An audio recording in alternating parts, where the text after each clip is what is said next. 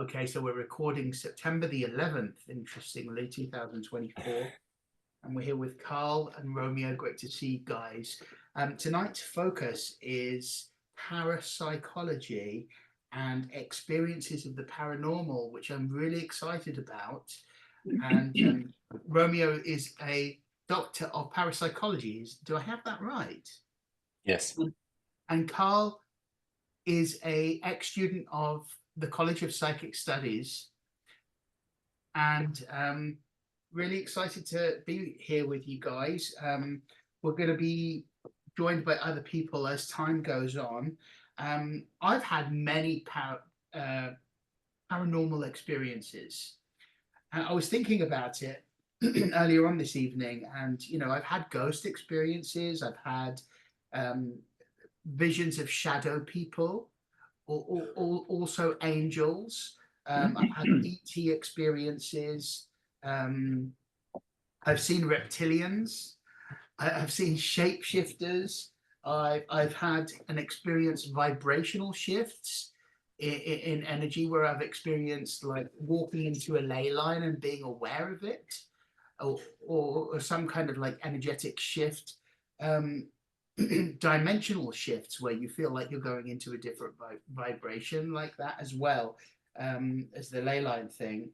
Experiences with elementals and fairies, thought forms, and energetic trauma. One of the things that I really want to mention is that as a singing teacher, and Romeo, I know you work with the voice as well, and Carl, you also sing, and I don't know if you guys have experienced this, but whenever I've been teaching singing or working on a song repeatedly, and I'm like going over it and over it and over it, and then I go away and then I come back, I can hear it, like psychically hear it in the room, like an energetic imprint.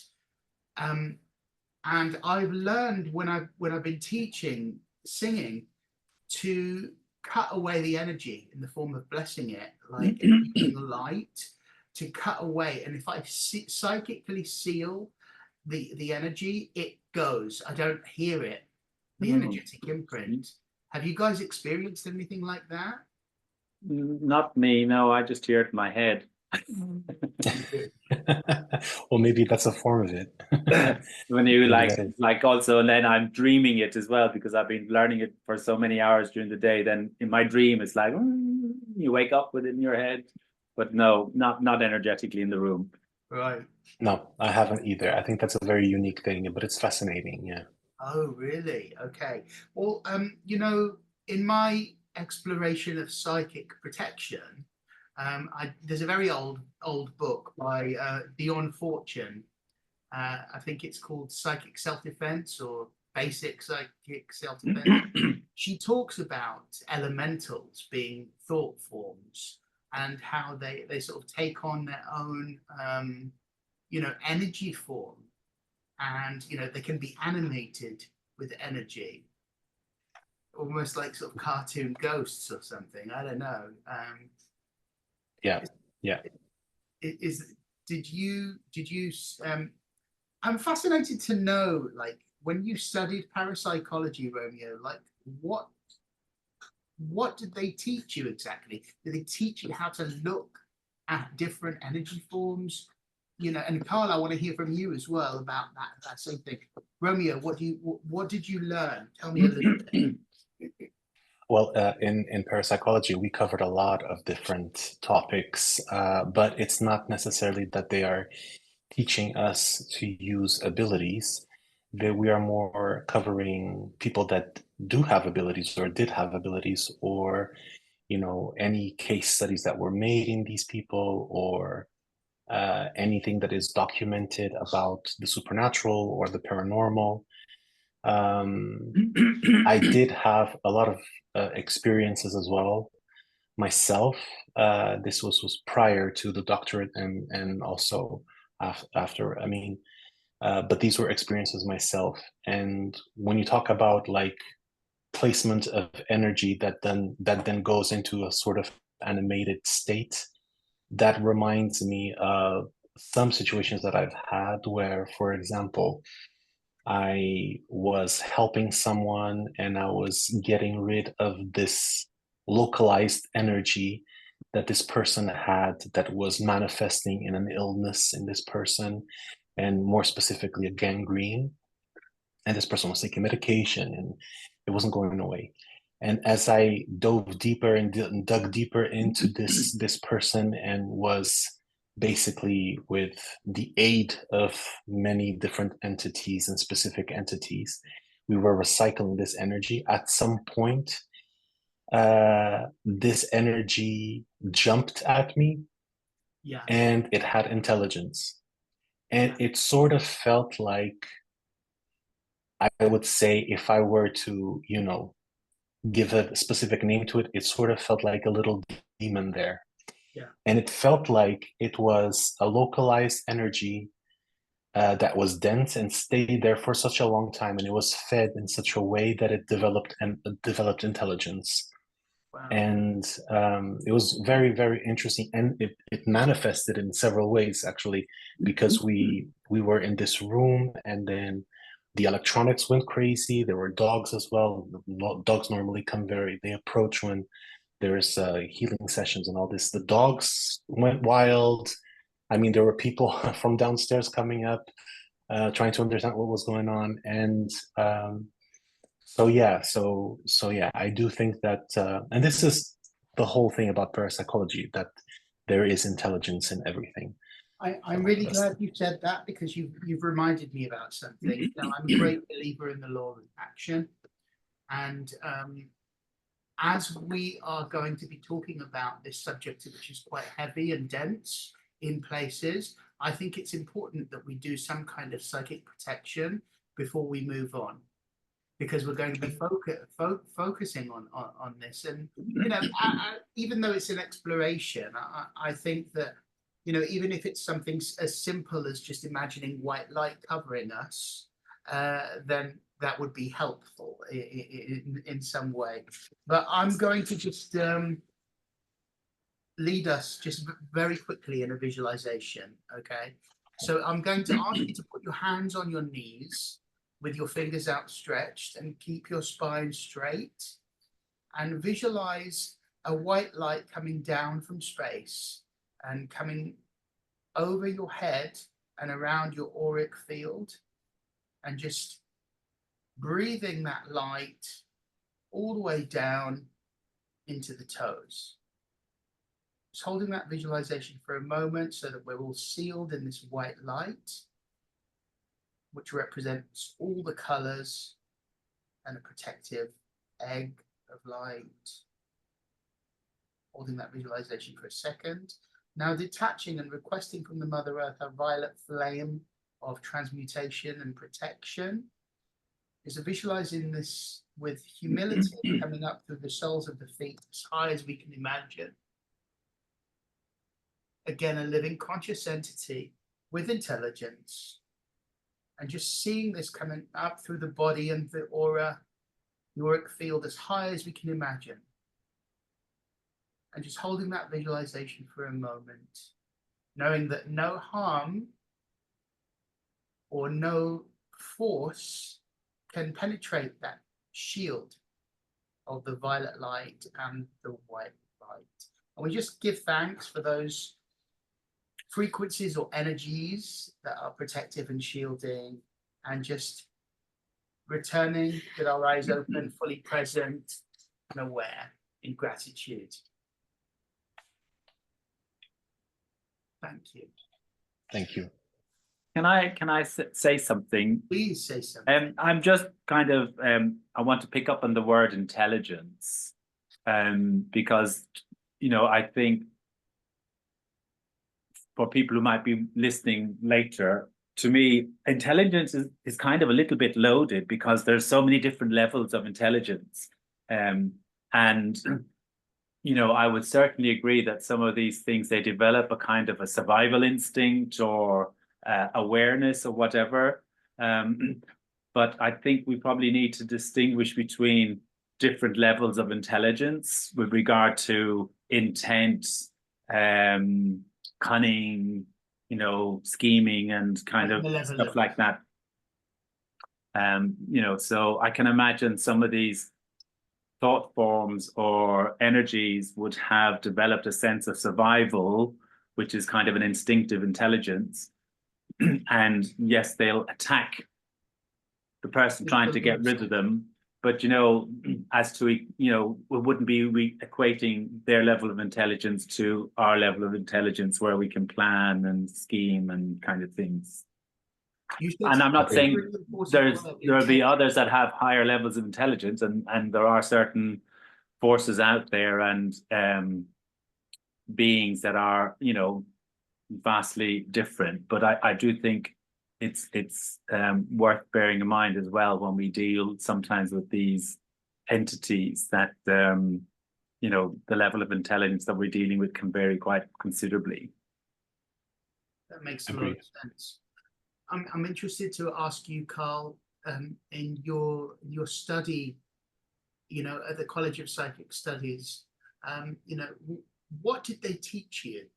I mean, just generally speaking, what did they I was training trance, so I was there just to learn trance. You know, that was the course I studied. I did some soul rescue like workshops. I did some shamanic workshops. So we, you know,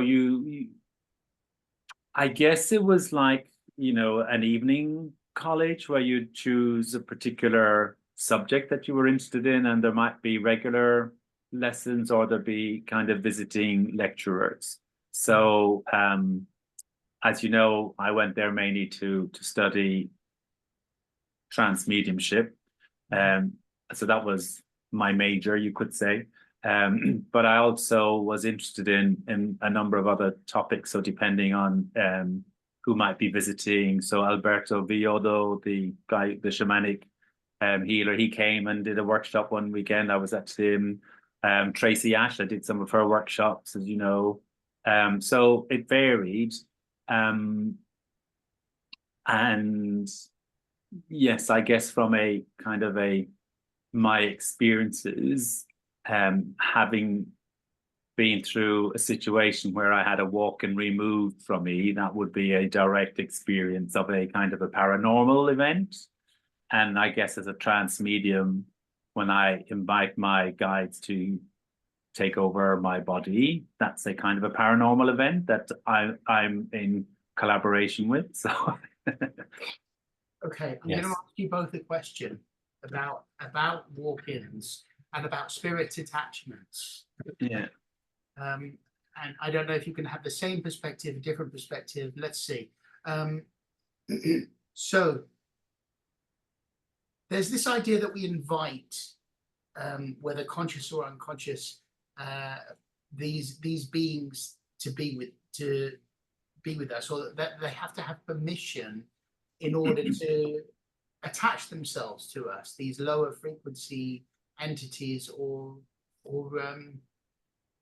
you know, maybe they're not lower frequency every time, but there's some kind of spirit attachment, right?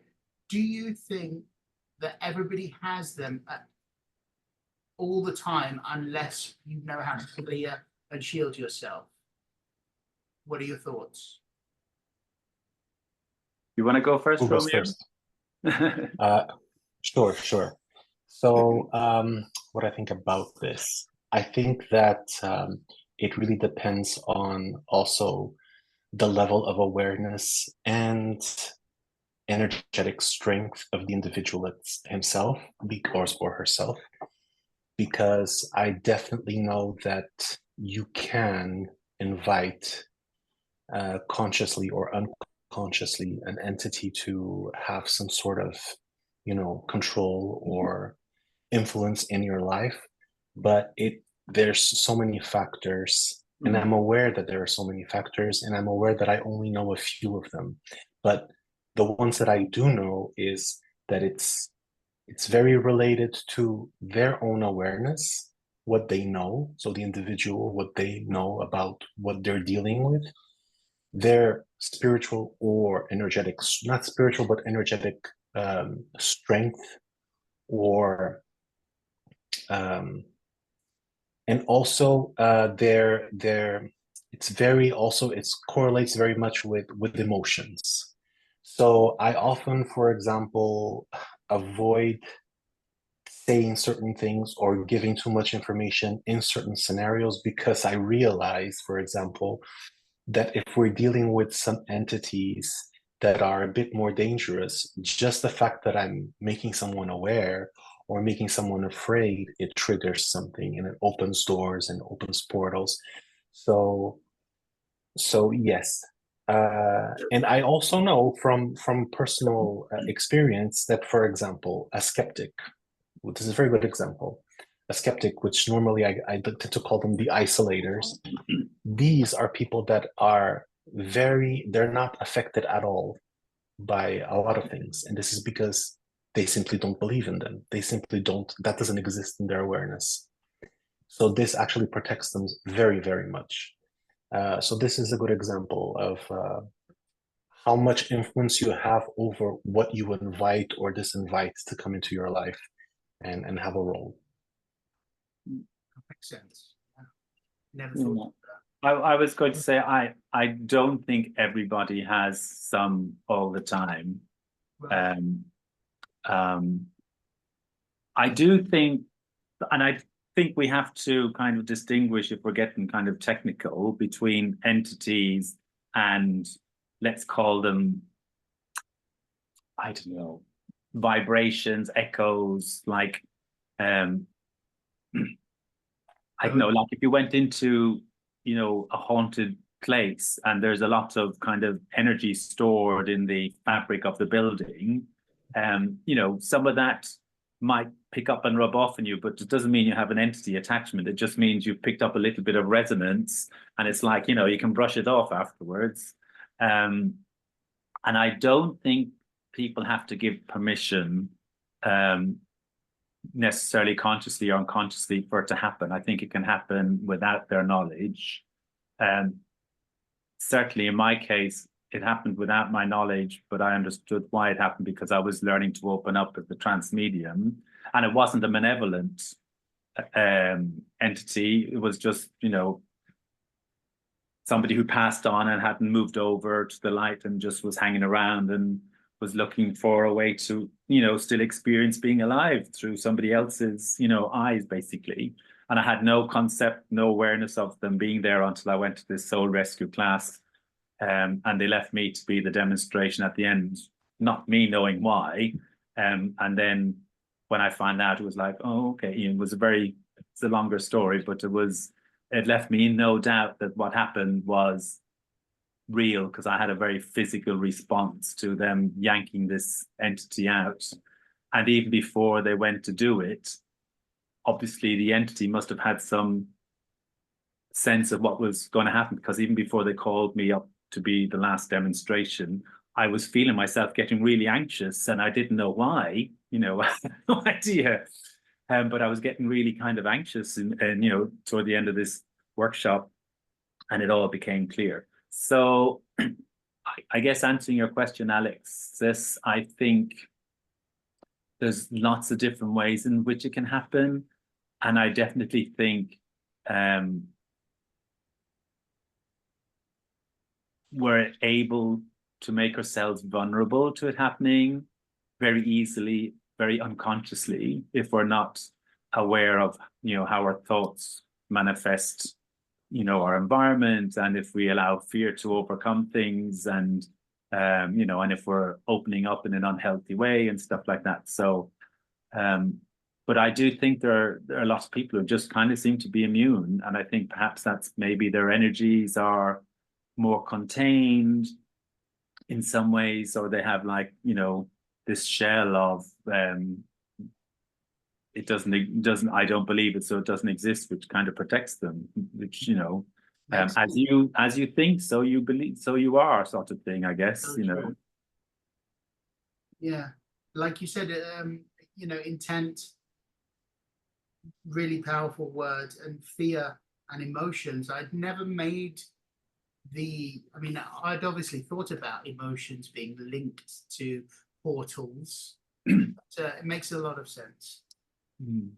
Emotions are really I'm often told a lot that emotions are the language of the universe. So, and I'm told this by like very um, meaningful and like entities that have been with me for a long time and that have taught me a lot. And so, and basically, this is what they use with me and what I use very much as a tool as well.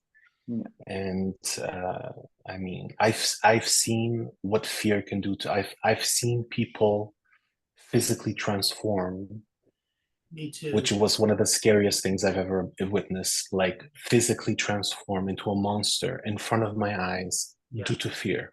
Wow. And this person wasn't even aware that it was the fear that was opening a portal and allowing this to happen. It was one of the most. It was the scariest thing I've ever witnessed, probably.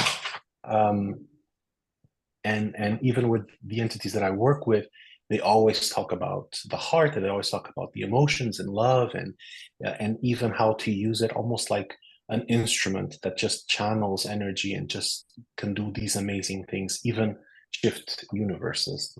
Yeah. They tell me. Yeah, I was going to add, because definitely the power of kind of pure love is like nothing can overcome it, because in my experience, in the past, like one of my friends that I used to sit in circle with, they felt they were under attack from a demon, so I tuned in,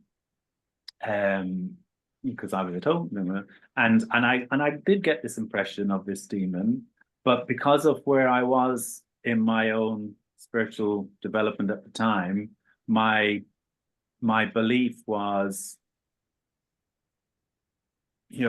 they were being sent there by somebody else. They were just being manipulated. They weren't ultimately like malevolent of their own volition.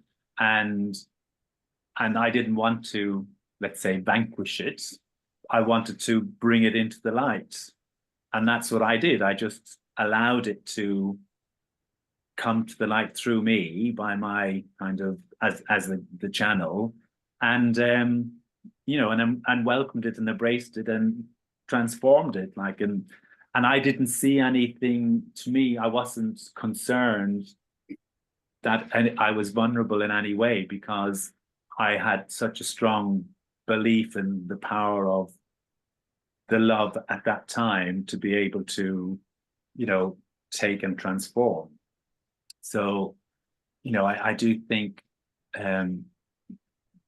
that's where the vibration and the emotion, and there's the whole scale of it from one end to the other, and it is super powerful, both in its like most negative aspect and in its most positive aspect.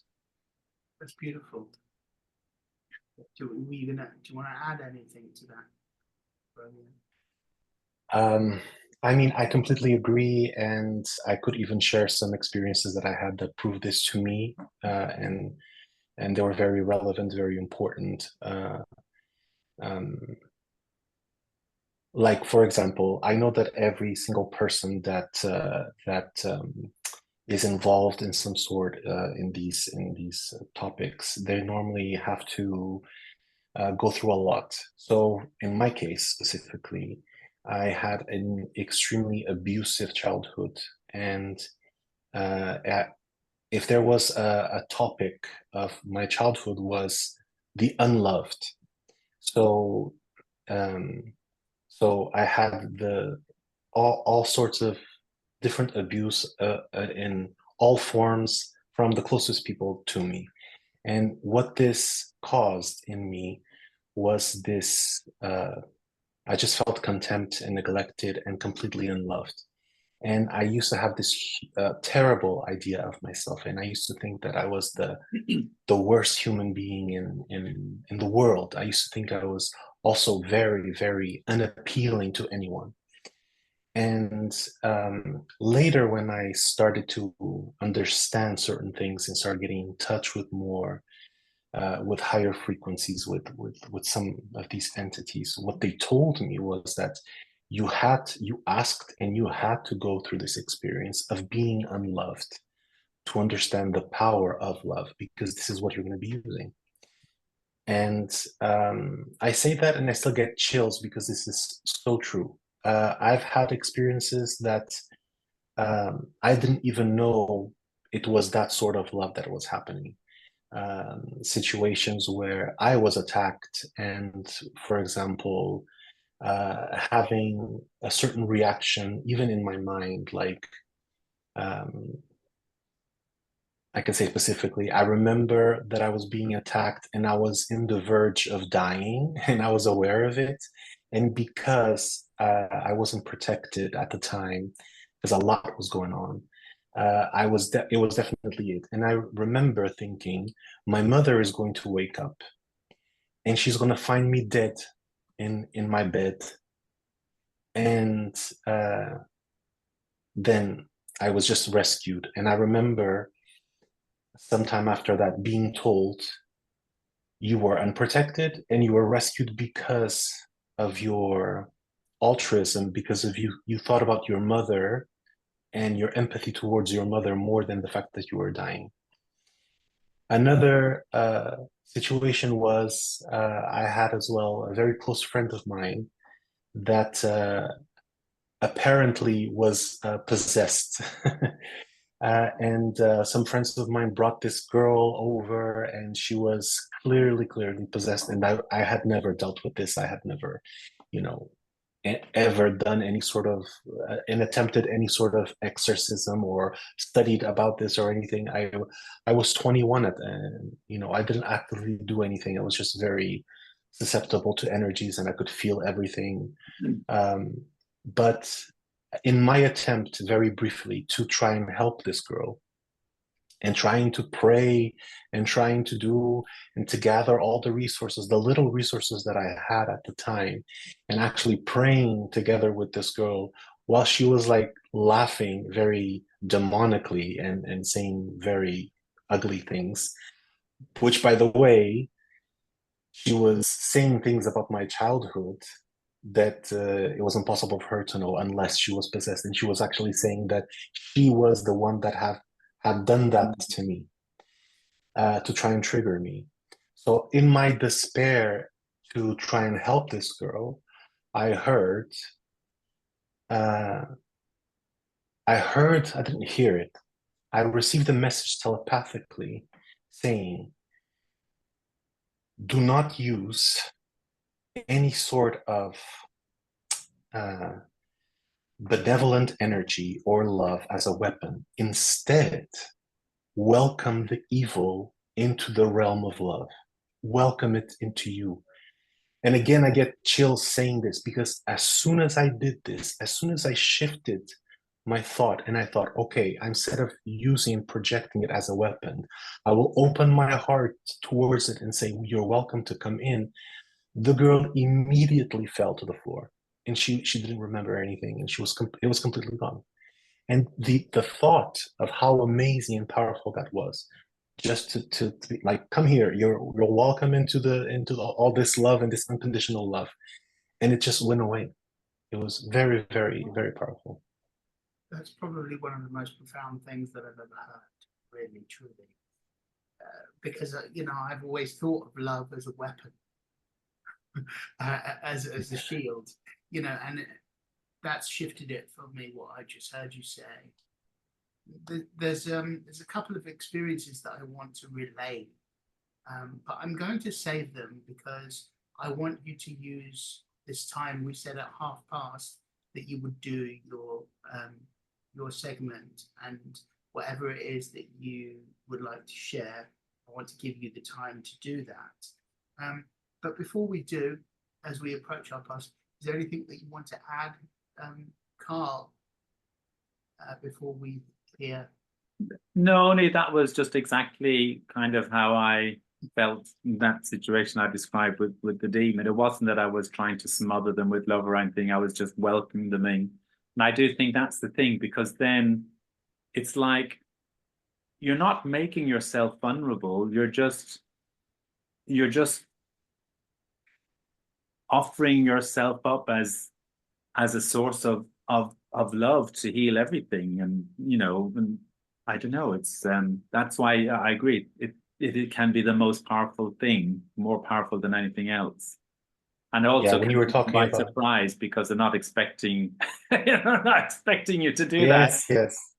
When you were talking and you were saying that, it did remind me of this situation with this girl, because it was very much this. Yes, it was very much not, because we get these references from movies and from all of these things where they're using even religious things as a weapon, and holy water and prayer, and and I don't know, from my own experience, this didn't work.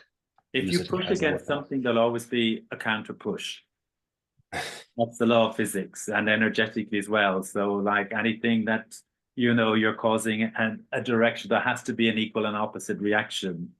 So it will always, it would never work when you're trying to do that way. You have to bring it in, welcome it, and transmute it, transform it. It's beautiful, guys. Honestly, it's beautiful.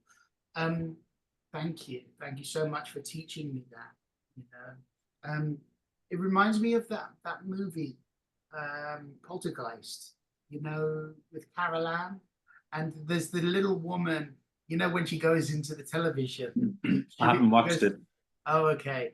And there's a small woman, and she's the sort of healer or the light bringer, and she says to the parents, it's your love for each other that is your shield and your weapon, or not your weapon, but your shield, and that's what's going to get you through this and bring you out to the other side. That's what's going to help to find your lost daughter. It reminded me of that.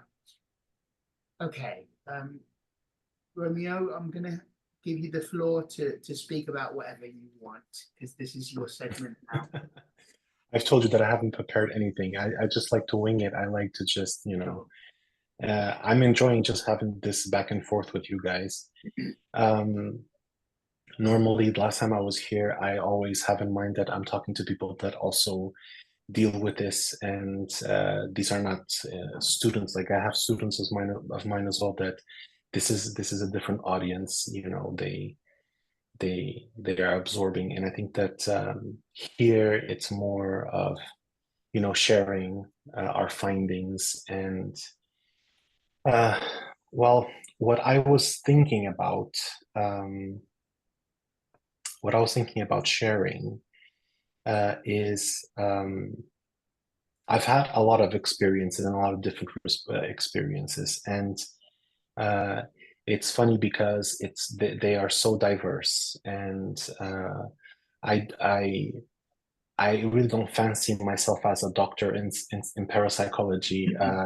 I like to have a level head, and just just not have that title, because I think it's a bit strange. But what I'm trying to say is that although I did study a lot, and I did research a lot, most of the things that have taught me were really experiences that I had, and things that were self-taught, and with these entities and with these whispers, and the topic basically that I would like to discuss, because I would want to hear from you guys as well, is I often find a lot of people being extremely specific with stuff. And my experience is not like that at all. Like, I've always felt vibrations and energies, and I've always felt as well entities that would come, and I identify them as entities because they do have awareness, and they're able to speak, and they're able to, so there's a difference there. But I find it sometimes a bit curious that people are extremely specific, and they say, I've had this specific entity that has this name, and they told me this. And then I often wonder how much of that is their experience or their projection of what they've read and what they've been taught. Because from my own experience, there's a reason why the title of my business is the true source, because I believe very much in the truth. And the only entity that has ever come to me and sort of announced itself, and I don't even know how. I mean, because this person didn't come to me and say, my name is this, was Jesus Christ. And I know that it was Jesus Christ because the moment that person appeared in front of me, I just knew that it was Jesus. I don't know why. Don't ask me why. I don't know why. This was the only person or the only entity that has come to me, and I've had a better notion or a better definition of who that person was. For the rest of all these entities that do come and communicate with me, I have sort of an understanding of where they're coming from based on comparison. So I can feel very much the amplitude of frequencies, and I know that if they're more terrestrial, more from here, or more from out there, or even from not even from here. This is the way I identify them. But no one has ever come to me and say, I am Rumi, or I am, I don't know, this Reiki master, or I am this. Or so I would really want to know, I would really want to debate on this a little bit, because and you, Carl is your name, right? You like to be specific. Twice you told me that you like to be specific. Did I? Oh, So, wow. It's true, but I can't always be. you told me that yes, with intelligence, we need to define what intelligence is, and we need to Yes. define what frequency is and entities. What would you say about this? Because it's good that you focus on specificity. So, what would you say about this? So, our experiences are very different, I guess, in many ways. I don't think I've ever been fortunate enough to have an entity visit me.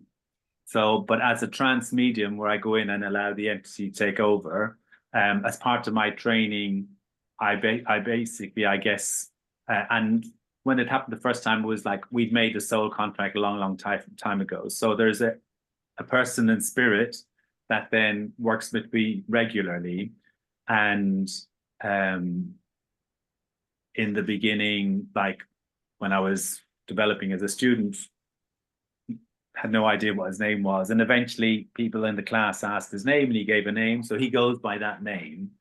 One of the things that I think is unusual about me as a trance medium compared to some others that I know have trained also in London is I seem to have a very flexible energy field. So I'm not restricted to working with the one guide. And when I sit in circle, or when I've done soul rescue work, I've opened myself up for my guides to bring in trapped souls to take over my body so they can communicate to the people who are there and get the help they need from those people. I'm just acting as the puppet, so to speak. And in those cases, I have no idea who they are. And even sometimes we're in our own like kind of development group where I would, channel to see if there was messages for people in the group. And much to my annoyance, they don't always say their name. And people say, no, you have to tell them they must say their name when they come through. And most of the time they don't. So most of the time I have no idea who they are if they're not my main guide. And I know his energy. So even if he doesn't say his name, I know his energy. And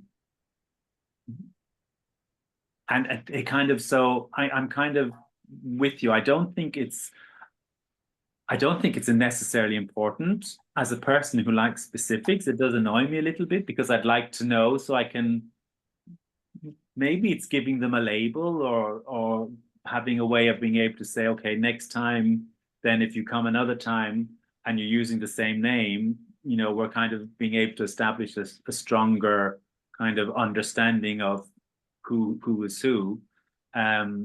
But a lot of times they don't, and they'll come, sometimes they're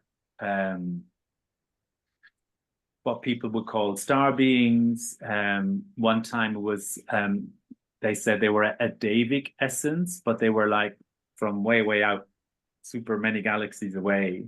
And they're, you know, like you talked about the amplitude and stuff, and you do for me, as somebody who allows them to enter and merge with me energetically and physically, it is, I mean, it's the most incredible, I guess, gift and experience, because some of them are so incredibly beautiful, like the energy, so exquisite, and you're there and you're channeling it, so you're feeling it. And you just think, wow, you know, this is the most exquisite thing. So, Yes. I'm not quite sure the answer to your question, but I find most of the time, yes, I won't know who they are unless they really feel they have a need to give a name. They won't necessarily, but you should be able to tell from the message and I guess you get a sense of truth or value from what they're saying, and that's what you should be kind of feeling out for or listening out for, whether you can place trust in what's being said and energetically feel that that's coming from a place of truth, I suppose. Yeah, yeah. I mean, sorry, go ahead. I was No, just no, going that to, was it. I was just going to say that I just want to pick up on the word puppet and change it to physical anchor or intermediary. No, I no, know. I chose that word specifically, so don't go, Did you? don't go change it. It sounded like, well, I think puppet sounds. Yeah, but I do that to provoke, you know, so Okay, people fair think, enough. to get people thinking about it, you know, because some people might think that's what it is. So, you know, Okay, that's fair. I'm Yeah. nobody's puppet, but people might feel that, you know, when somebody's being, that's why I use sometimes the word possession, because it is a form of possession, but it's a benevolent one that's with my permission. But for people who are maybe seeing it for the first time, they can be very uncomfortable about what's happening in front of their Glad eyes. you put me right on that. It's interesting. Oh, Barbara is joining us. I'm just going to let her in, but please respond to what you were going to say, Romeo. And I'll welcome Barbara first, and then continue. Yeah, I finished. So Welcome, Barbara. I don't know if you can hear us, but welcome. Romeo is just responding to Carl and what he said. Go ahead. Yeah, so this is what I'm told by the few entities that do say answer my questions more directly, because normally they will not. And even if I attempt to ask something for myself, for example, yeah, they always say, you'll be fine. You'll be Yeah. fine, don't worry. Because a lot of times they will be very specific and very about other people that are coming to me and asking for help. And then I'm very specific. And then they're very surprised. These people are like, how do you know this? Oh my God, it's very specific. But then if I ask something for me, they're not. And including who they are, I do feel their energy, and I know that they are benevolent and they're there to help, like you're saying. But very, and what they do say is sort of like we were saying right in the beginning, where not saying something sometimes is beneficial, like, and a question of intelligence as well. Do you have intelligence enough to handle who I really am, or even comprehend, the extension of this? So I don't think we are, and that's why they yeah, don't say it. yeah. Welcome, Barbara. Good to see you. Thank you for joining us. Welcome. So Barbara is also working in the field that we're discussing, and leads the Monroe Institute Cyprus. And the Monroe Institute deals with the mind and brainwave technology and many forms of meditation, astral experiences, and that kind of thing. So Romeo was just responding to Carl and him talking about or possession, or channeling, and Romeo was just explaining his experiences really with entities that have approached him. And you mentioned, Romeo, about a very authentic experience that you had where you recognized Jesus. Yes, yes. I'm interested to ask you about that. Okay, so I've recognized angels before, just because they have a very specific energy. They just exude this. They're very beautiful for some reason, but not even like, they're very beautiful, and they're very, very strong. And they have, I sort of identify this celestial energy, which goes in the same direction as when Jesus appeared. So I knew that it was something around that frequency. So this happened during my awakening, and my awakening was in 2012, basically, which I didn't even realize this until this year, that it was the 2012, which a lot of things would happen apparently. So up until 2012, I was 27 in 2012, and I was just a mess of a person that couldn't go in the subway and couldn't go anywhere public, because I would just be bombarded with all of these different frequencies and not even know what to do with them. So when I, by chance... Welcome, Kathy. Sorry, I had to mute you. Please continue.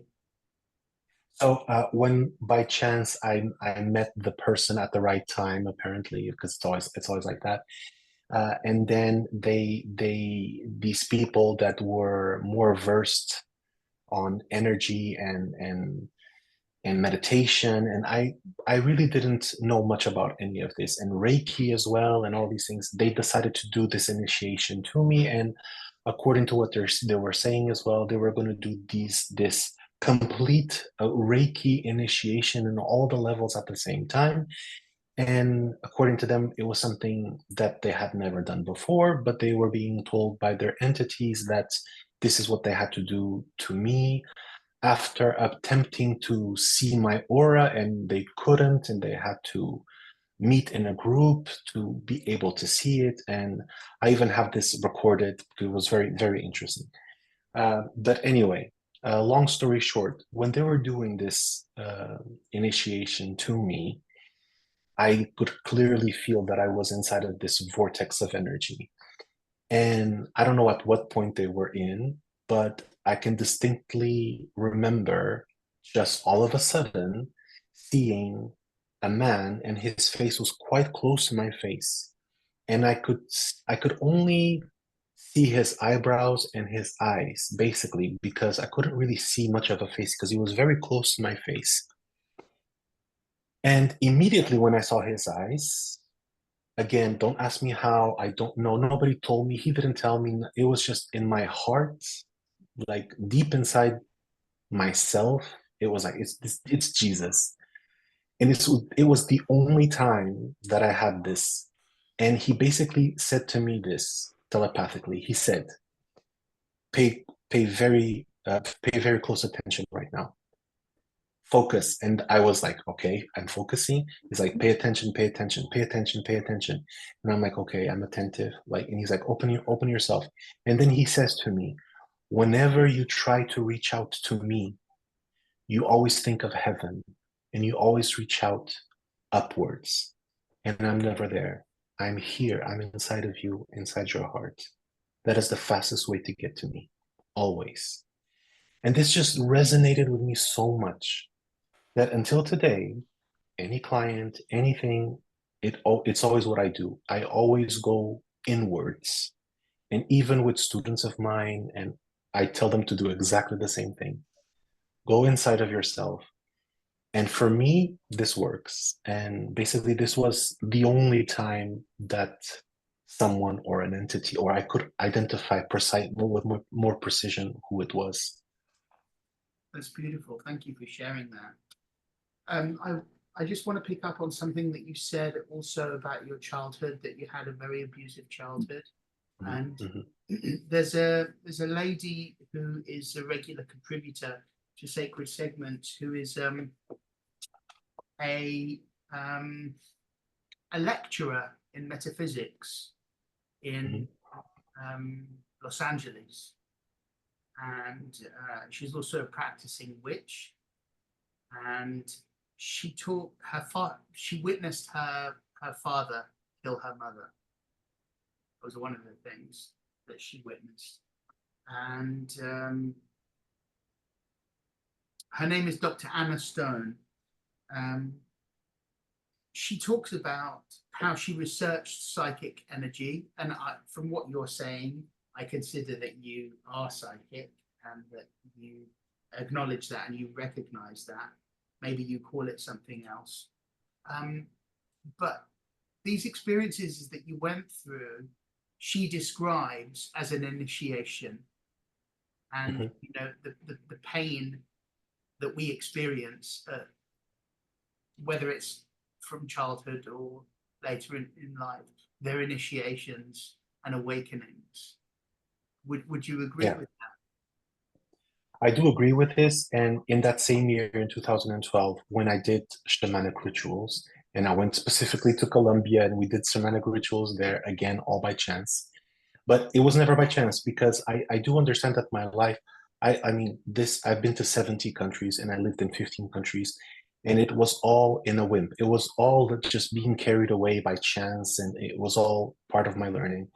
And in that moment, when I was doing these very shamanic practices with shamans, and we were even consuming certain things and going to like these astral voyages, what I was told, what I was told was that all of these things that I went through that were very harsh, very painful, very traumatic, including demonic things and seeing things, they said, this is all part of what you are supposed to go through. And not just that, this is what everybody goes through. And this entity that supposedly would be Mother Earth, and they were calling it something else, actually identified herself or himself as Satan. And what he/she said was, I am the planet, and I am here to purify you and to teach you. Your lessons come from me, and I ascend you with these things. And for me, it made perfect sense. It made perfect sense that it was all connected. It wasn't just evil versus good. That it goes beyond that. That it's something that we go through, and they're all working for the same purpose, which is the ascension and which is our elevation, right? So, and it's true that once I've had that, I was never bothered again. Never bothered again.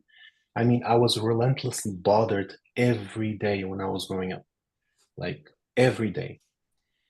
And I made a deal with with them, which was, listen, I don't want to hear anymore anyone. I don't want to.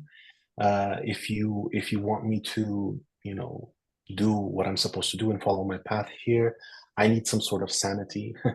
And what they said was, that's a deal, but if we show you something, you have to act upon it. You have to go to that person and say it, and there's no going back. And that's the deal that we have. I am not phased anymore so much if I go out in public, but unfortunately, if I do see something, I do have to step in and say something. And sometimes it's awkward, but in the end of the day, if it's happening, that person is supposed to hear it and they will eventually accept it. I never had a situation where someone, people are surprised, but I never had a situation where someone would say, oh no, this is BS, or no. Barbara, a question or something that she would like to say? Go ahead, Barbara. Okay. Oh, I'm not muted. Aha. Put my hand. Yeah. It was something you were saying earlier on about childhood. I mean, children are incredibly psychic, naturally psychic, and it's so sad that we get closed down. And I had an experience as a child. I'd been in hospital for about 18 months. I was about 9.5, 10-ish, round about that.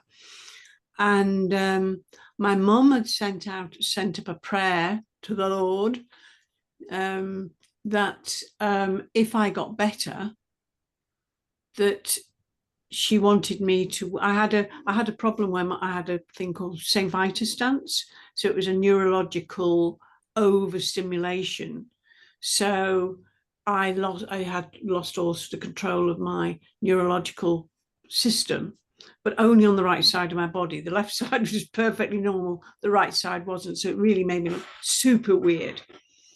Anyway, she'd made this promise, without discussing it with me, of course, that if I got better, then I would go and work with her. I'd go and spend time with her, because she was working at a centre for children with cerebral palsy and various things.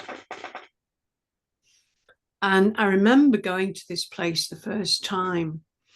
They had a long sort of stairway up to the front door, and then there was, as you got through to the front door, there was this great long stairway going on. I thought, how on earth did they get these wheelchairs and things up and down? You know, very practical child.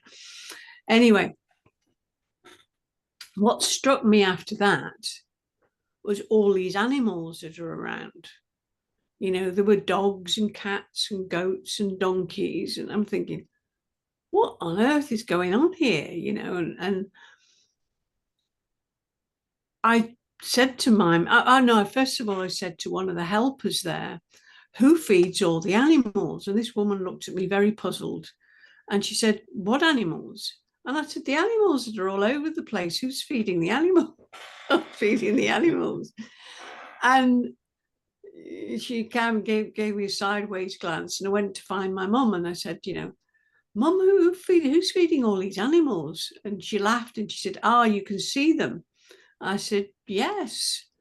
And she explained to me that all the children, I mean, some of them were young adults, had an animal friend of their choice, you know, and they may not be able to communicate in the normal way to us human beings, but they could communicate perfectly well to their animals.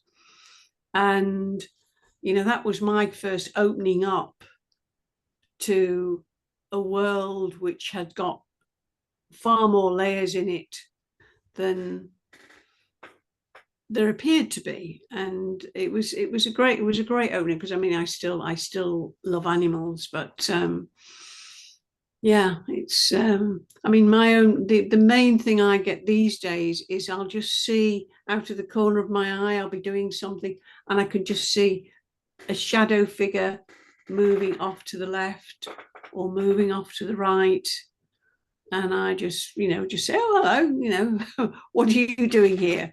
Who are you? Are you going to give me any? I don't get any more than that.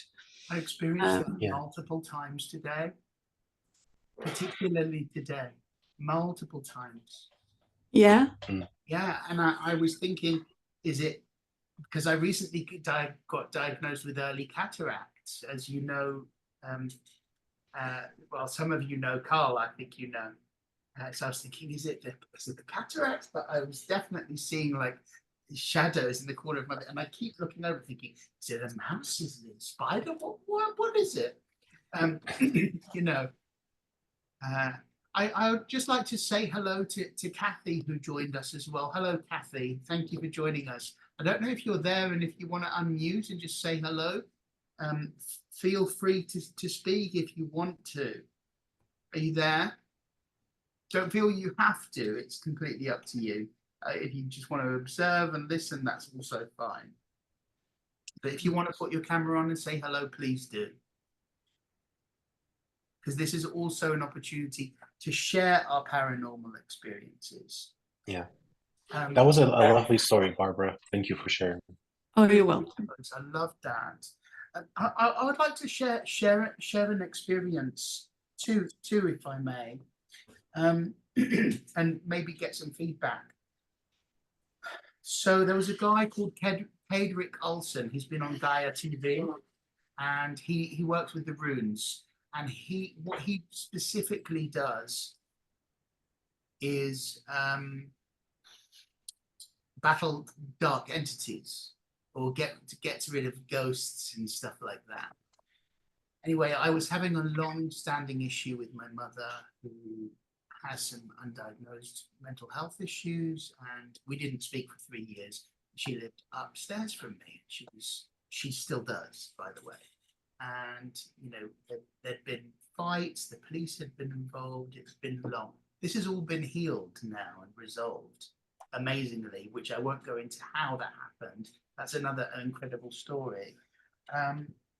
But during that time, and it was very, very dark, you know, in lots of ways, I was in bed, and at the bottom of my bed, I saw a black figure, like a shadow, but just completely black.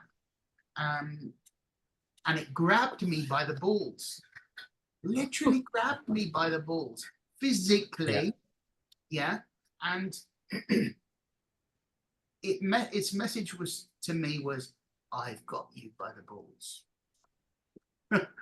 Right? Yeah. It's funny. Yep. It's funny. But it was also like a metaphor kind of thing.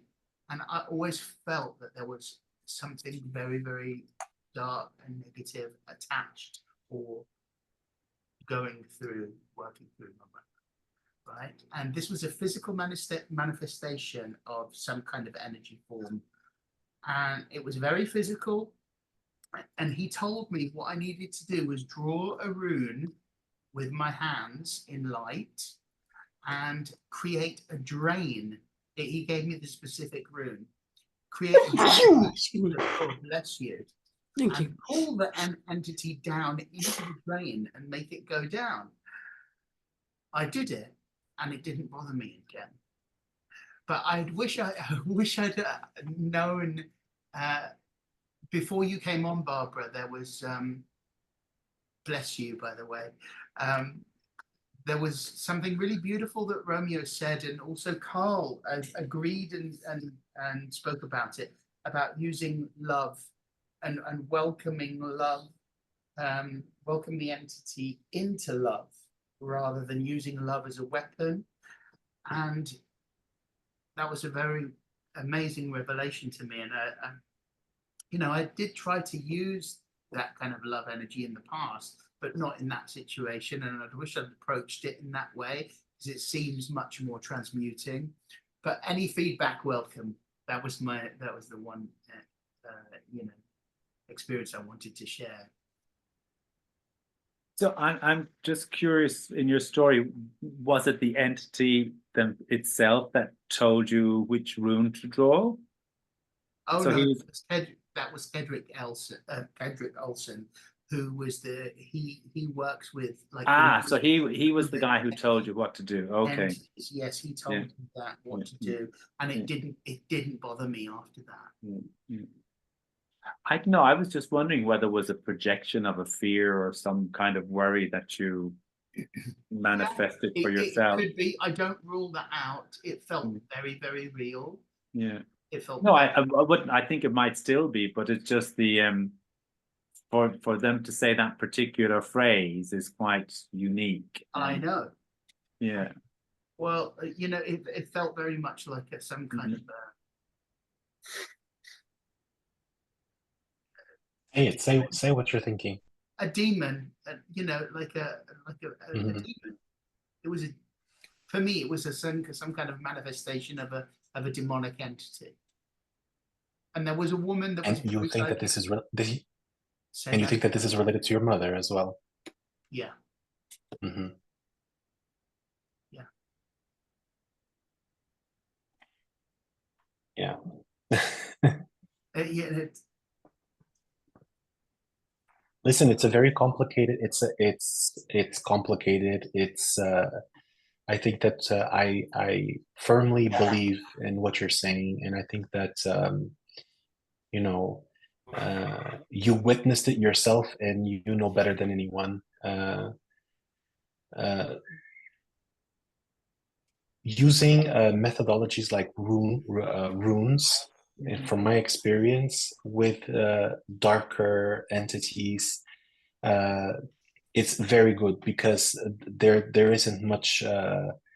You are working almost with the same in the same. It's very terrestrial. It's very planetarial. It's very it works quite well. and I work with runes, and I have worked with them for many, many years. And what I failed to tell you is that he told me to actually sing the rune, sing the name of the rune while I was doing even it. better. Yeah. What Yeah, what even was the better. rune? You remember? I don't remember, but I can find out. I think it was the rune of protection, All right. but reversed. Mhm. Yeah. You know, they Yeah, use and that CND. The CND. I wanted Go ahead. I wanted also to just touch base on something that you spoke, that you mentioned about what we were talking in terms of, having this unconditional love and bringing them forth and welcoming them. I tell you, this wasn't. This was something that happened unconsciously, almost without me really planning it, and then this was then that they told me this is what happened. They said, you did this because you did it this way, this thing happened, but it really wasn't planned. And Who's what they? my spirit guides, the entities that are with me. Thank And what I'm trying to say is that I think it's a difficult thing to do, to plan it out in a strategic way, because even like I say this a lot with students of mine that try to heal loved ones and people that are very close to them. I say the reason it doesn't work is because it doesn't matter how much you love them, you're still worried about them, and this worry that you have that it's not going to work, that you're not strong enough, that it has an effect. It's much easier to do it with strangers because it's easier to love them, you're not so worried about them. So using this as a strategy can sometimes not work because you're worried it's not going to work. Does that make sense? Yeah. I would agree with that. You have to, depends on your sense of self at the moment as well. So yeah. Go ahead, Barbara. Yeah, one of the programs we have at the Monroe Institute is called Lifelines, and we learn. I mean, right from the very beginning of doing the Monroe work, that was always the program I wanted to do, and we work with soul rescue. There's a kind of like a protocol that we use, and I've done quite a lot of that. It tends to be night work. You go into a dreaming state, and then you kind of tune into whatever's happening in the world, and then if there's an opportunity to be of service, then you kind of tune in and channel in. But one of the areas I use in relationship to what you're talking about, Romano, is I do a lot of work with animals. So in Cyprus, where I live, which is Alexis and I have met there,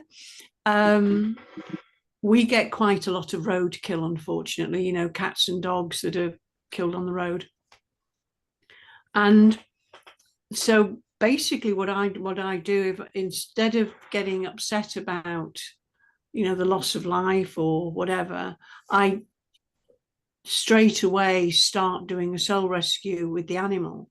I mean, sometimes I'm driving along the road and I'll have about 20 animal souls in the car, but I feel much more comfortable working with love with animals. then I mean, with people, as you say, it's not always the right element that's required.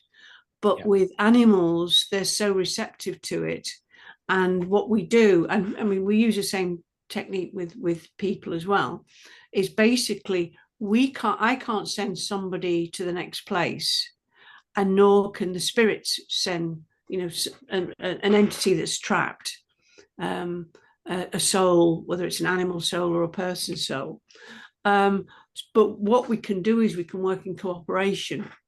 So I basically will communicate with the person who has passed and draw in a spirit guide to come in as well, and then enable them to connect in some way.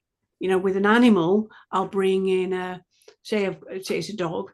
So I'll bring in I've got 2 dog helpers and 2 cat helpers. I'll bring in my dog helpers, and they'll come galloping in, and they'll start playing with the dog soul, because they don't realize they've died. This is the point. They're kind of stuck. And so they'll start playing with the dog, and then they'll run off, and the dog will just follow them. So there's kind of that sense of willingness to move on. And with animals, it's so simple, and very, very a lovely thing to be involved in. With people, it can be complicated, but yeah, it's good work. I really enjoy it. Can I just say something? When you say it's so simple, sometimes I do tell my students that the hardest thing is to simplify things, because we tend to try to see things in a complex way, and it's actually much harder for us to just deconstruct things in a way that we go to the basic. And this is actually very hard. And it's completely true that animals work on this basis of very instinctive and basic feelings and energies, and that's hard to do. It's not for everybody. So well done you that you work with animals. I love animals too. I really find that really beautiful. If we could go around the group and just relay an experience with the paranormal, if that's okay. And Yes. maybe just spend, just 2 or 3 minutes just speaking about that.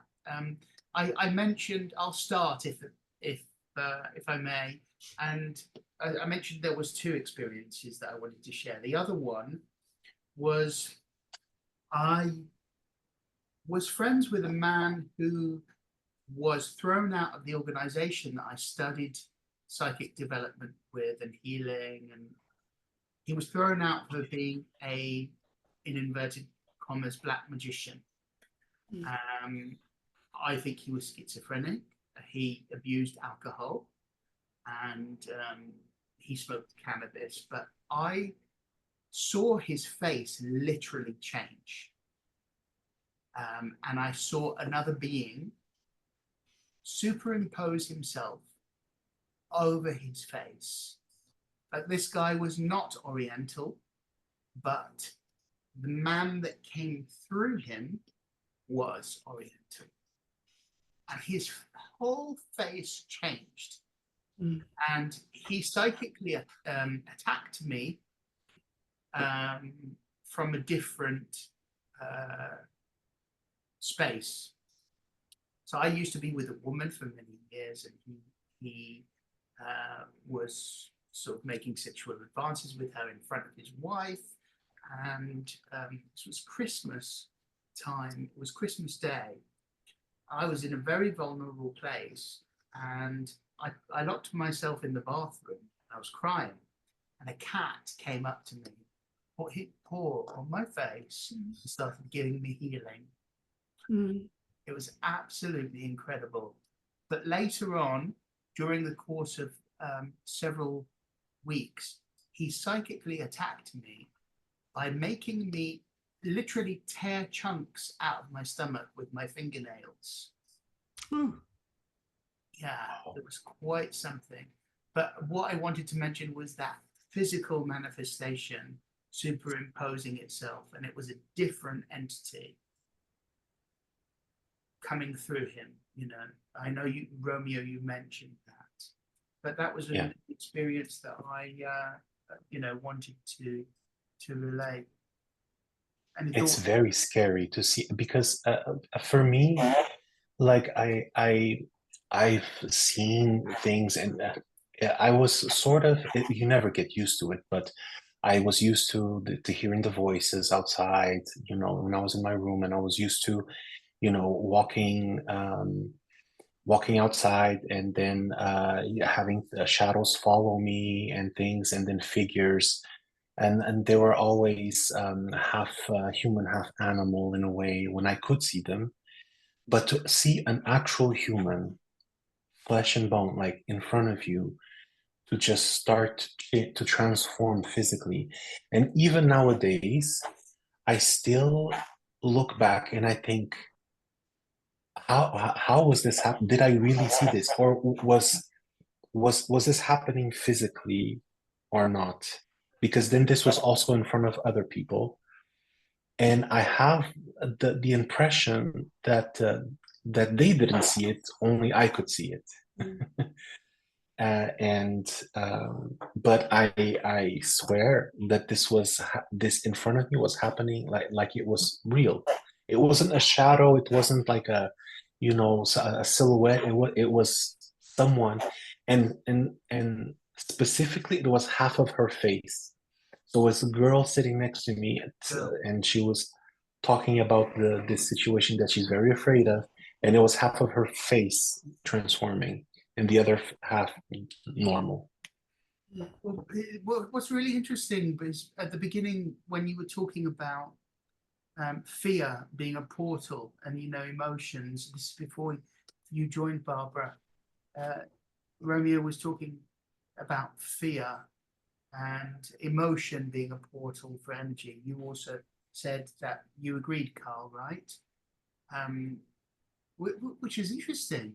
I'd never thought about it. Listen, if you think about it, like these experiences that we've mentioned, where this unconditional love is able to do things that are miraculous, very high levels of fear can do as well. And it's the opposite frequency. So it can open portals, it can bring forth things that are quite dangerous. I think we us here now, and we as light workers or spiritual beings navigating in a world of contrast, I think it's our job and our purpose to hold that frequency of light and love, and to be way showers and light bringers, and to keep our frequency as high as we possibly can whenever we can. I feel that this is really important for all of us. Yes. Okay. Anybody else want to share their experience? I can, or Barbara, if you want, you raise your hand. Mine's a very simple one. It was something that happened to me when I was in my 20s, and I was having a series of doorbell rings. Now, my doorbell in the apartment I had at the time had a very specific ring. The doorbell rings I was hearing were not my doorbell. And it would happen about 2, 3, 4, 5 in the morning, sometimes numerous times. And I couldn't work it out. And I had a friend who was a policeman, and he said, look, he said, I'll just get permission. I'll sit outside your house and see if there's anybody ringing the doorbell. Of course, needless to say, there was nobody ringing my doorbell. And it puzzled me for quite some time, over the next few years. And then the penny dropped. I was literally getting a wake-up call. And the wake-up call was, basically that I had to make changes. But I wasn't, the less I listened or the more I kind of pushed it away. But of course, it was coming back to fear. there were things going on in my life that I was fearful of. So I was kind of bringing in this other aspect. And it was interesting, there were like almost like two different kinds of doorbell rings. One was very pleasant and one was far less pleasant. So it was like a battle between the light and the dark, and a wake-up call for me. But it took me about 2 or 3 years later to kind of put the pieces together. Wow. Yeah. Yeah. Go ahead, Romeo. So, since you did mention in the beginning about aliens, Yes. I do have one about aliens. So, as I said before, in the beginning, like I have a harder time identifying some entities that come, and I can only identify their intention, and all of the ones that come now are always to help. Now, I thought that I had things wrapped up in a very nice bow with good and evil and the cycle and all of this and spirit world and all this, until I started getting some visits from aliens. So, and this really, it made me feel like, okay, you don't know anything. Like the little that you know is really nothing. And even in the beginning, because these experiences were so intense that I actually wrote to one of my university professors in Edinburgh, because I was closest to him, and after I described to him what I had experienced, he told me I should seek help from a psychiatrist. Wow. So yeah, so it was, it was yeah. So it all, just to let you know, that it all began with while I was doing healings and meditations, that I started getting these visitations from these entities that I did not recognize where they were from. I could not recognize their energy. And then it started also happening in my dreams. And in my dreams, I could feel their energy, and I could see them better as well, and I could identify them as being aliens because they were really, you could see them. So the very first dream was very much being on top of a hill with this alien being, and he was taller than me, and he just kept repeating, "You have to heal. You have to heal. You have to heal." It was actually a bit annoying at some point that I was telling him, "I understand already that I have to heal. That's what I'm doing. Let me do it." And he just kept on insisting, "You have to heal. You have to heal." And okay, I will do that. So they started coming as well during healings and doing initiations for students of mine as well that want to practice and want to learn how to just, bend energy, let's say. And then all of a sudden, in 2018, was the first episode that I had, which was in a state of meditation. I was taken to a certain scenario. And so the scenario is, I am in Argentina inside of an apartment next to a square. I know it's Argentina. I don't know why I know it's Argentina. And I am inside of a woman. And I have awareness that I am Romeo, but in that moment, my consciousness is all that woman. So in a way, I feel like I'm Romeo, but I feel like I'm that woman as well, because I have access to all my thoughts, which are her thoughts, and all my past as well. So all of her memories, or my memories, felt like my memories. And I specifically knew that I was being carried out by these entities, these extraterrestrial entities. The very interesting situation here was as well that wherever my focus or awareness went to, I had infinite knowledge of. Meaning, as when I was aware of the apartment that I was in, instantly knew everybody that lived in that apartment. And when my mind reached the people that lived in that apartment, I had access to all their memories and all their lives.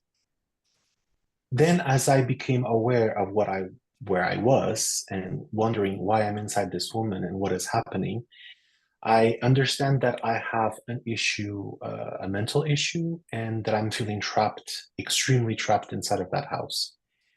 And in walks my sister, or the woman's sister. And as soon as my awareness, when I realized that my awareness shifts inside of this woman, the sister, and I have access to all of her memories, all of her thoughts, everything.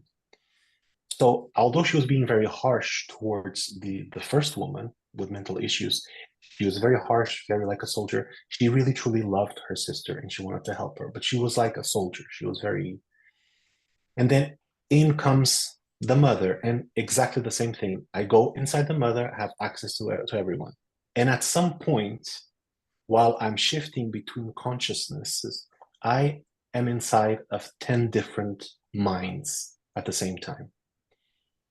And I'm still trying to figure out what's going on. I have these entities, I feel these entities with me. They are not telling me what to do. They're not telling me anything. So I just know that in that moment, inside of this woman that has this mental divergence, that I need to escape. So I take over this woman's body and I start running. And I have a plan. So I get these pills, I start running through the corridors, I go out into the street because I understand that out in the street in public, I'm more protected. And as my sister and mother arrive, it's like, it's very hard to describe this, but I grab those pills and I put them in my mouth and I swallow them. And this act of swallowing these pills and understanding that I will die from it was the biggest feeling of freedom that I could feel. It was this release. It was this, I'm finally free. I'm able to be finally free from this life. And as soon as I swallow it, I rush back into my own reality, my own body. And it took me literally 3 days to feel myself again. And because it was very strange. It was an inexplicable, and I begged these entities, please do, because this is just, it's unfeasible. It's like impractical. I cannot live like this. I cannot afford to have an experience like this and then be recovering for 3 days. I have a life, I have a relationship, because I was really like, and just so you know, this has happened again. I won't go into details, but it's always with brothers or sisters, or I've noticed this pattern. It's always with brothers or sisters, and it's always them putting myself in a situation where I'm inside of someone's body and I have to take decisions. And the only thing that they've told me so far is that you are needed to do this work. You are ready to do this work. Like, you have to, although it's very hard, and when I come back from it, it always takes a couple of days for me to recover. Yes, it's very, very intense, and it's completely different from all of these things that I've been dealing with, in my past. So this only happens recently. I just want to tell you that on the last sacred segment, there was Bonnie, who was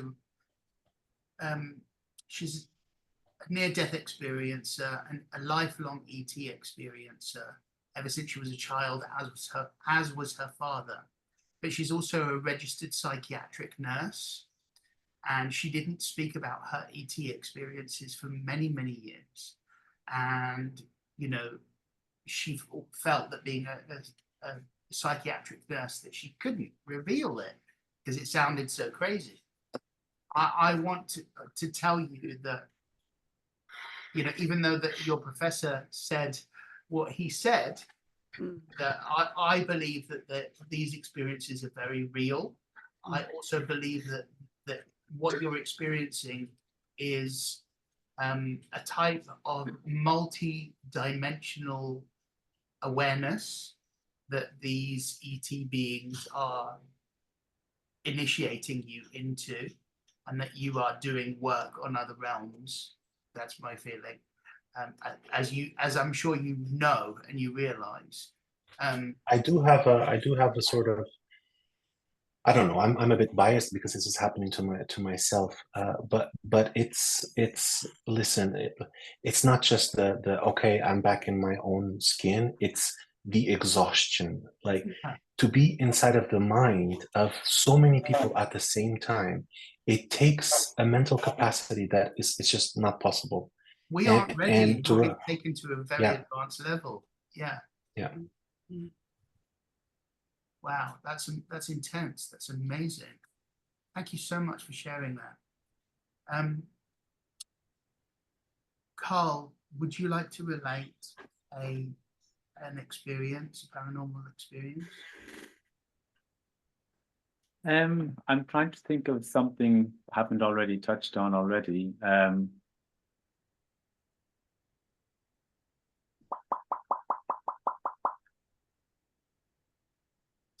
I don't know. I mean, I guess just a very short one. When I was still a student, like developing my trance muscles, I remember there was a few of us who were studying with the same teacher, and we would get together, you know, every now and then as well, separately to practice, so to speak. And I remember the one occasion where like we were sitting and receiving spirit, and this wasn't the first time we got together, was it like the second or third time? And this entity, you know, came through me and started speaking. And what I found fascinating, which I'm going to get to in the middle, next, was like they were like sharing some information about what was going on in spirit. I can't remember what it was about at the time, but obviously they were kind of a little bit furtive because they were saying that they weren't supposed to be talking with us and communicating with us and blah blah blah.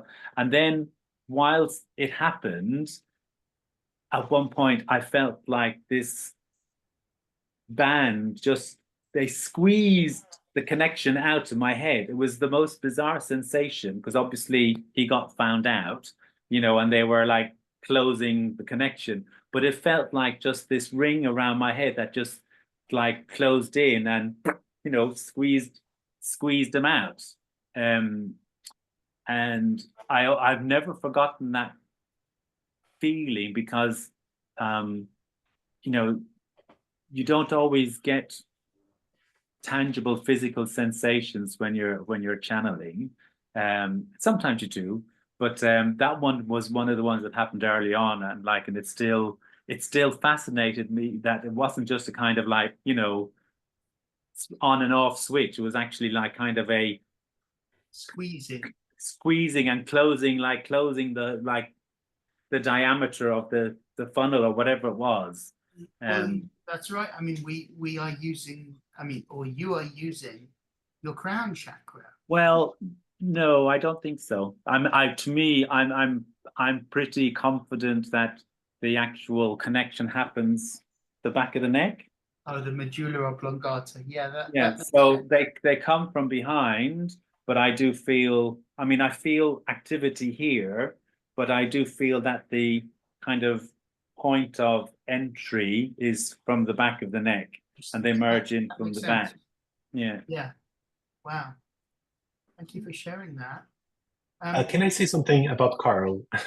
Go ahead. If you don't mind, it's quick.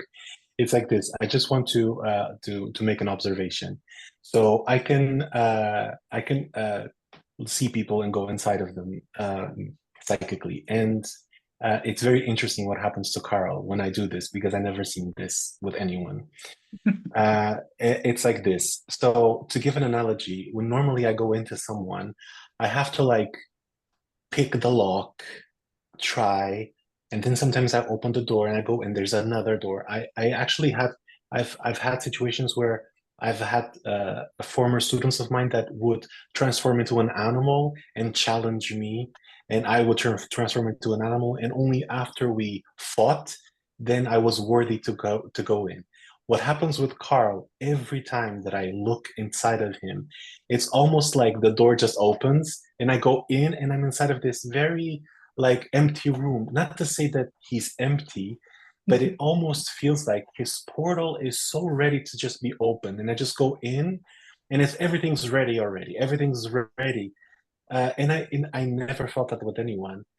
That I just go in and it's so optimized already that I can't even like find any traces of anything that I could because when I go into someone, I see a lot of things that give me information. And from Carl, there's nothing. He just has this empty room already ready for someone to go in, and he has all his personality and thoughts or something tucked away somewhere else. So I this makes me believe that you're probably very good at what you do.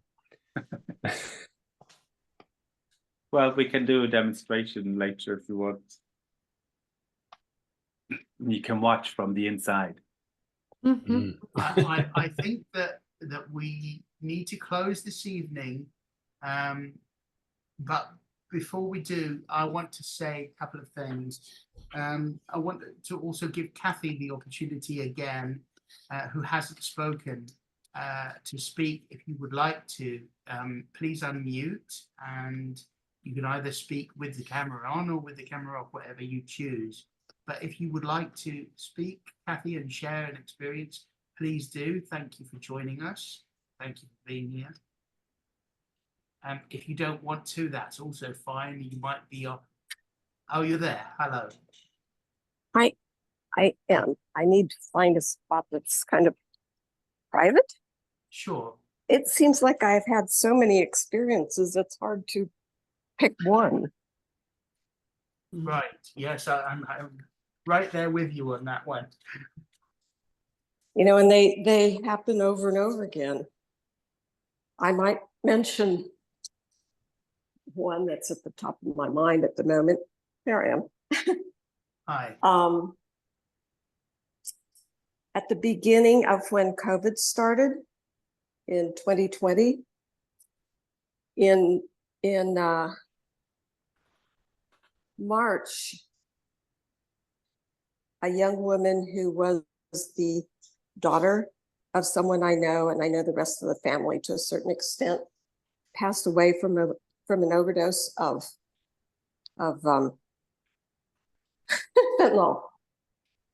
And I, in July, attended a weekend of listening to some of Suzanne Gieseman's tapes or CDs, and just mostly to be around these other people. But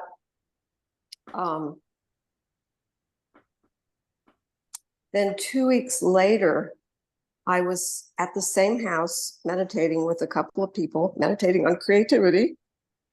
And this young woman came to me. She told me her name, which I probably wouldn't have remembered. I'd only seen her from across a very large room. Told me her name, said I was really surprised to find myself on the other side, and gave me some messages for her father.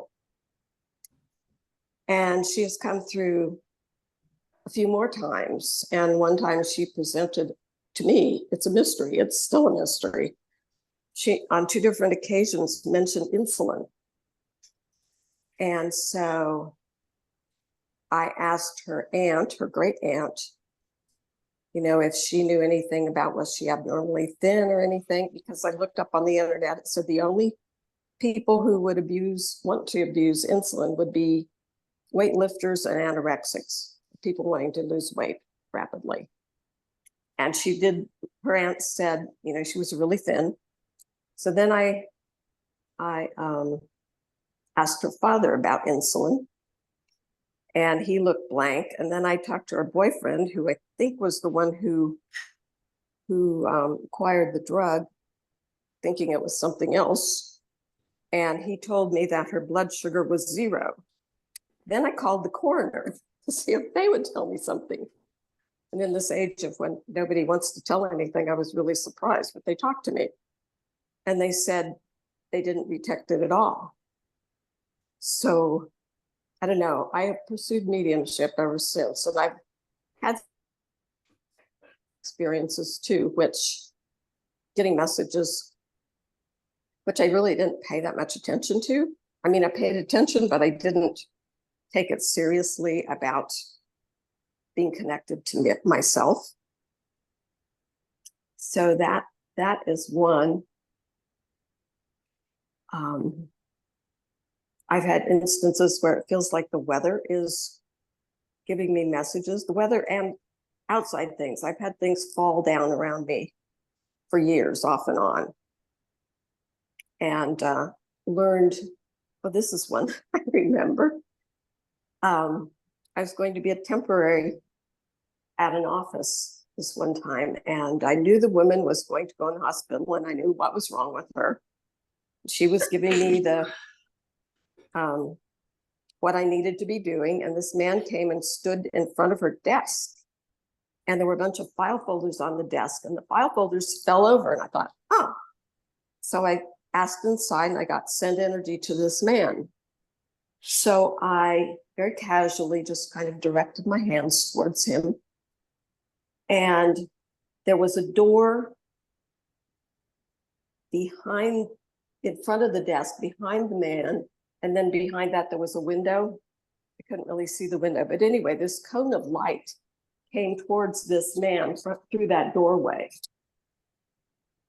And later on, I talked with him, and he had had some sort of an episode which was mysterious, and he'd been getting checked out medically, and it turned out they never found anything wrong.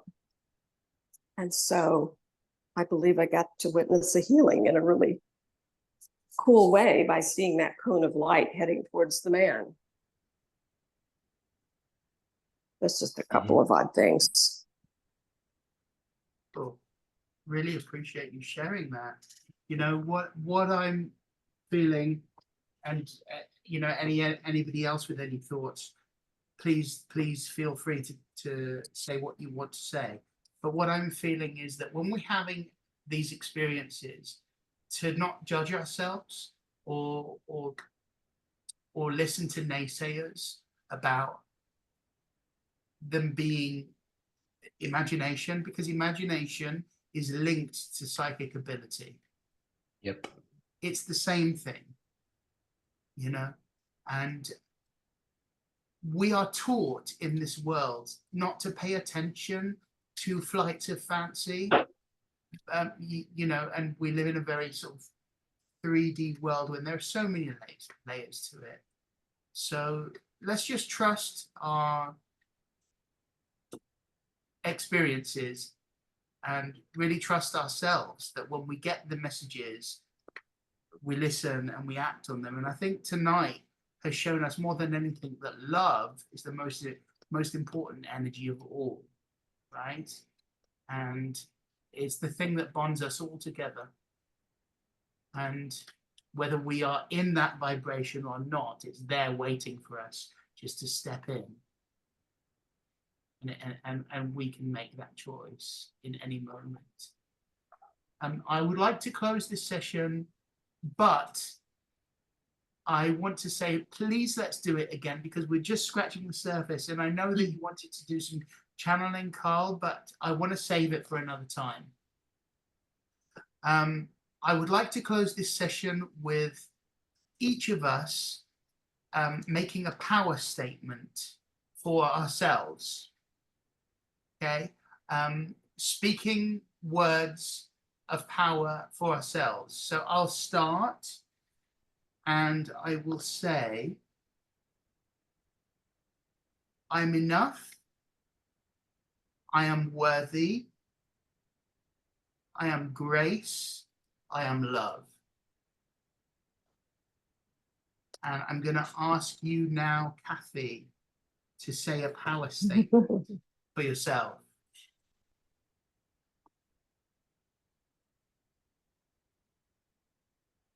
I am God's emissary. I am love's emissary.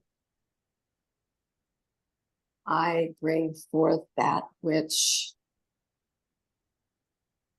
I have come to do. And I carry a power within this.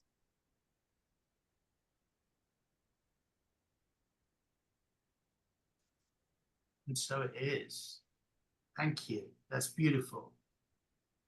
And I felt the resonance of truth, the words. Thank you so much, Kathy. Lovely to meet you. Carl. Thank you.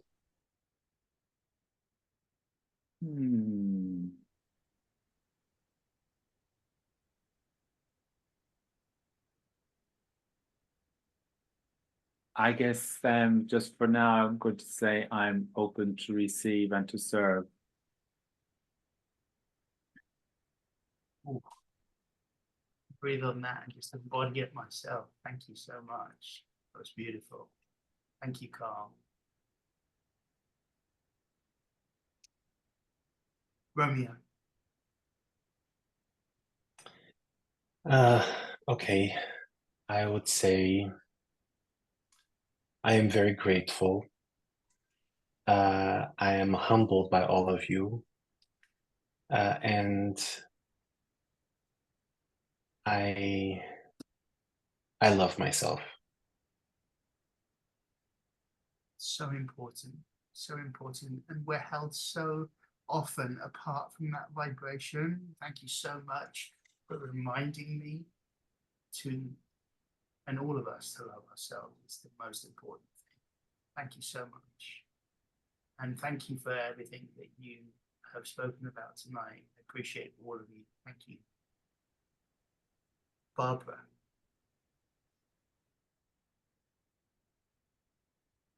When you're ready to unmute, go ahead.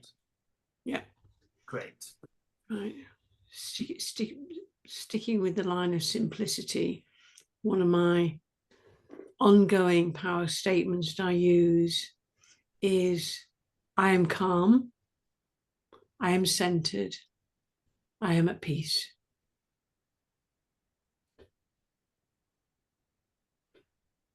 Very good. Just breathing in on that one as well. That's so powerful. All is well. You are all so beautiful. And I'm really privileged and humbled to spend this evening with you. And I'm so grateful. Please, let's do it again really, really, really soon. I love the paranormal. I love that we've been able to talk about it.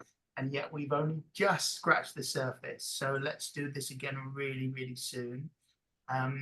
Let's keep in touch. Thank you, everybody. I'm going to close this session and just say thank you again.